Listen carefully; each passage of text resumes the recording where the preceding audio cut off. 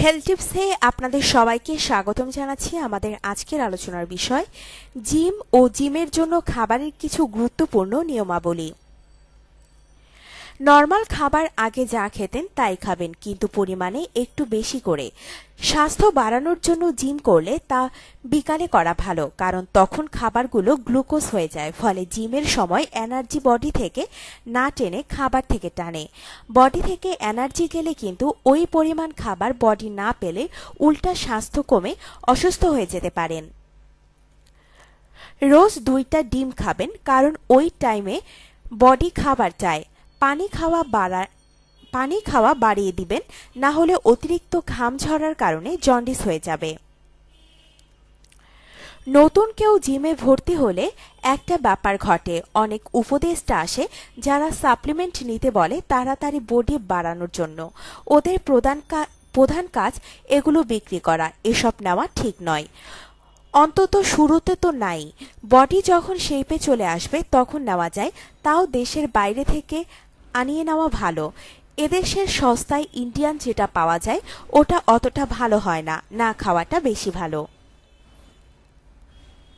যেদিন থেকে জিম শুরু করবেন ওই দিন ভুলেও একসাথে পুরো রুটিন ফলো করবেন না, তাহলে আমাকে গালি দিয়ে জিম ছেড়ে দিবেন।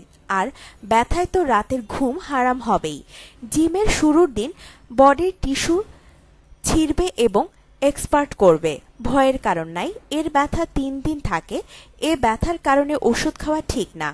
আর ব্যথার ভয়ে জিম না ছেড়ে হালকা হালকা ব্যথার ওপর জিম করা ভালো, ব্যথা দ্রুত কমবে তাতে। জিমে ঢুকে নিজে যতটা পারেন তার চেয়ে বেশি ওয়েট নিয়ে টানাটানি শুরু করবেন না। এখানে পাওয়ার দেখানোর দরকার নাই, আস্তে আস্তে এনার্জি বাড়বে, তখন হেভি ওয়েট নিতে পারবেন। কাঁচা ছোলা দ্রুত মাসল বিল্ড করে। কলা বেশ কাজে লাগে। রাতে ঘুমানোর আগে 1 গ্লাস দুধ ভালো কাজ করে। মাছ মাংস পাইলে ধুমায় খান। চর্বি ছাড়া হলে ভালো। ডিম কুসুম ছাড়া খাওয়া ভালো। যাদের বডি বেশি শুকনা তারা একটা কুসুম খেতে পারেন। ও, একটা কথা বলতে ভুলেই গেছি, কারো যদি এই নিয়মকানুন ভালো লাগে তাহলে এই নোটিশ শেয়ার করবেন। আরও কিছু জানতে চাইলে প্রশ্ন করতে পারেন, আমার জানা থাকলে হেল্প করব। ভুল হলে সরি। যদি কারো উপকারে আসে তাহলেই আমি খুশি। আপনার জীবনকে আনন্দময় করে তুলতে এবং বিভিন্ন স্বাস্থ্য টিপস ও পরামর্শ পেতে আমাদের চ্যানেল সাবস্ক্রাইব, লাইক ও শেয়ার করবেন। ধন্যবাদ।